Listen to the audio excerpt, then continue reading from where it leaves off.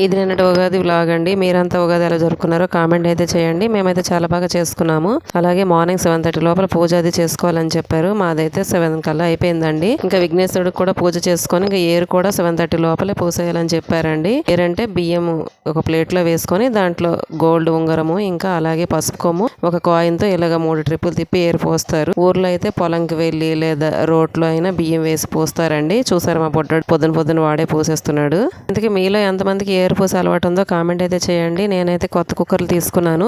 అవి కరెక్ట్ గా 2 డేస్ ముందే వచ్చాయండి. ఇంకా ఉగాది వచ్చింది కదా అని చెప్పి ఉగాది రోజు అయితే ఓపెన్ చేశాను. ఇంకా ఉగాది స్పెషల్ అయితే కలగూర అలాగే అన్నం పప్పు ఇంకా బూర్లు అయితే చేశానండి. ఇంకా ఉగాది స్పెషల్ ఉగాది పచ్చడి చేసుకున్నాక అన్ని కలిపి మడపలు పెట్టుకుని దేవుడి దగ్గర అయితే పెట్టుకున్నామండి. మడపలు కూడా మధ్యాహ్నం 1 గంట లోపల పెట్టుకోవాలని చెప్పారు. ఇంకా 1 కల్లా పెట్టేసుకున్నాము. ఈవినింగ్ అయితే గుడికి వెళ్ళామండి. గుడిలో దేవుడి దర్శనాలన్నీ అయిపోయినాక అక్కడే పంచాంగం కూడా చెప్తున్నారండి. కాసేపు కూర్చొని పంచాంగం అయితే విన్నాము. మీలో ఎంతమంది నేను పంచాంగం విన్నారో కామెంట్ అయితే చేయండి.